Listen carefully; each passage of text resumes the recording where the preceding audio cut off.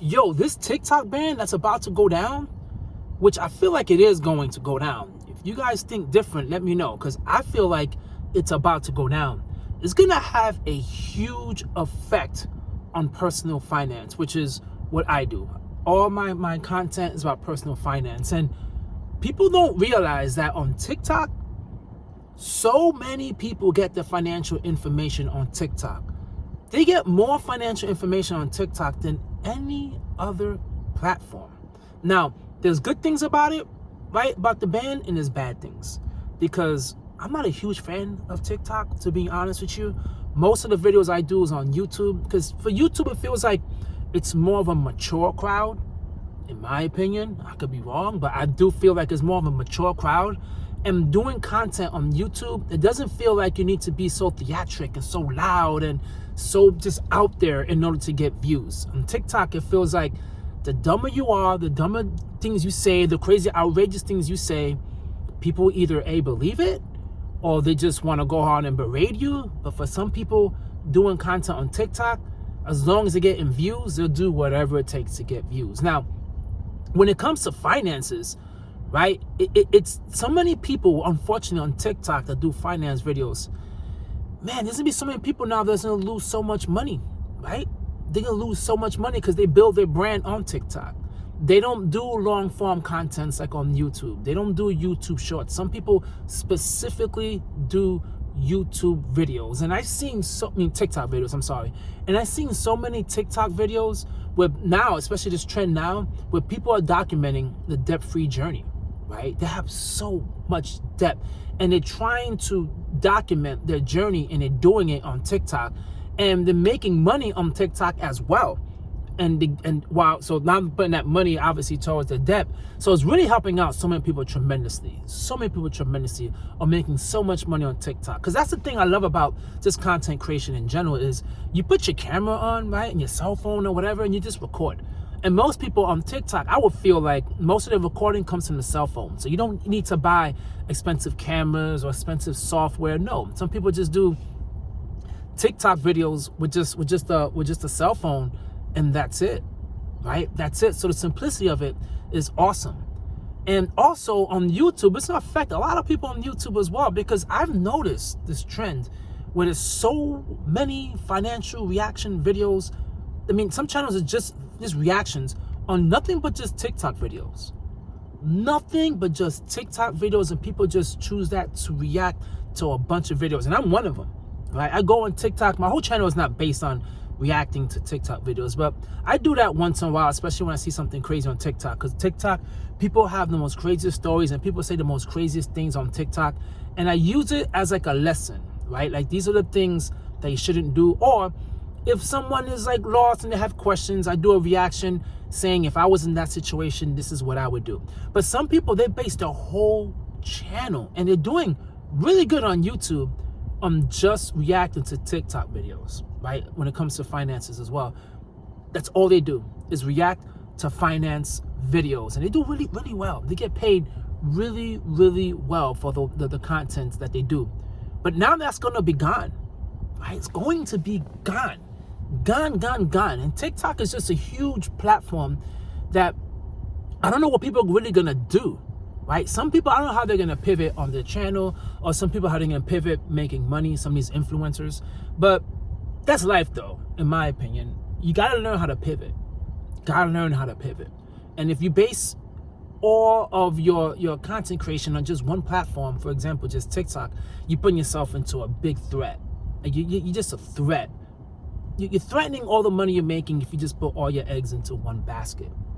So, and I read somewhere too, which is interesting. They were saying that $1.3 billion annually is going to be lost on influencers and revenue. That's a lot of money.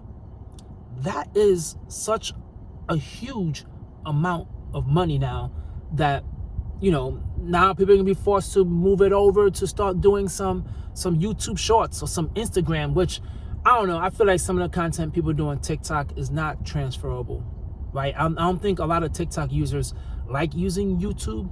I'm not 100% sure. If you do both, let me know. But I know a lot of people who watch YouTube shorts. They don't do TikTok videos. they don't have a TikTok account. They don't go on TikTok.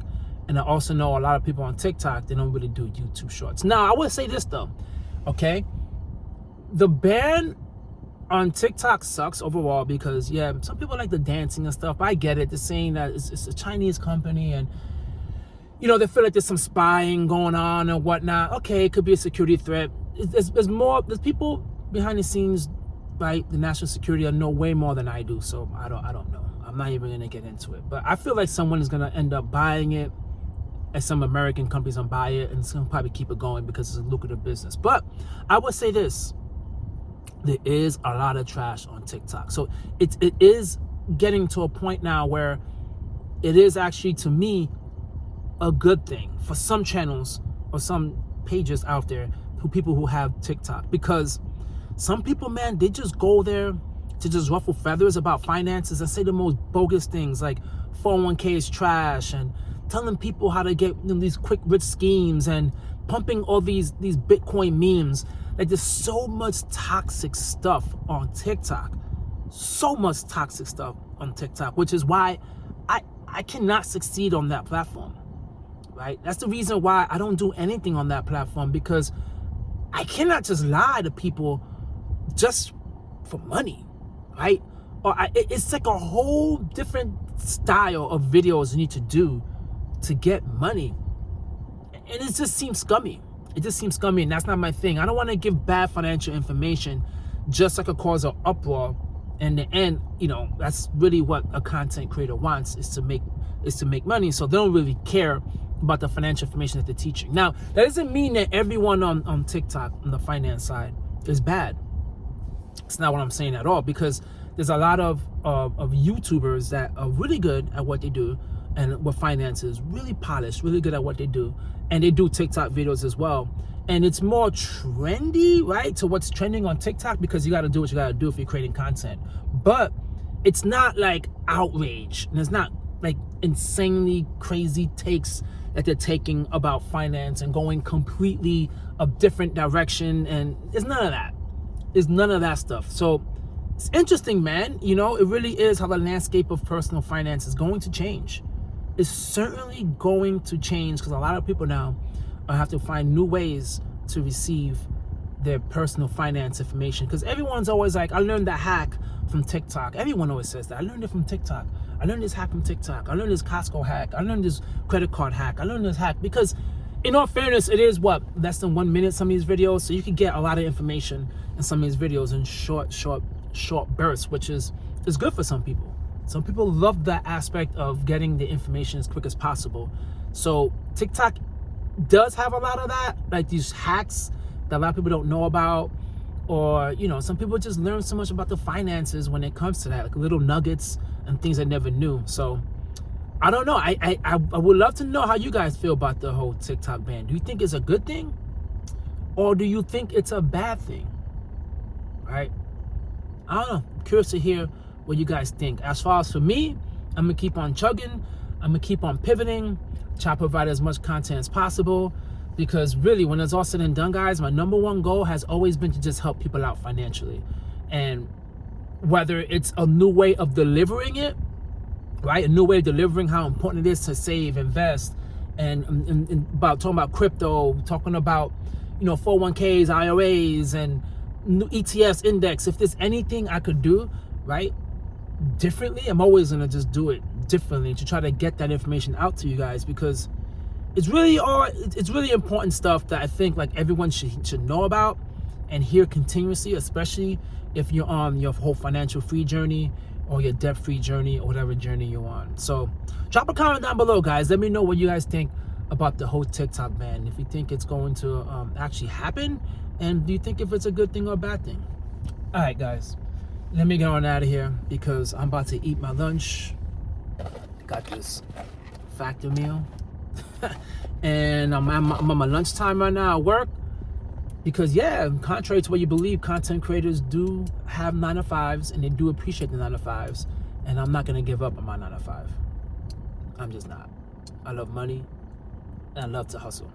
Catch you guys on my next video. Peace.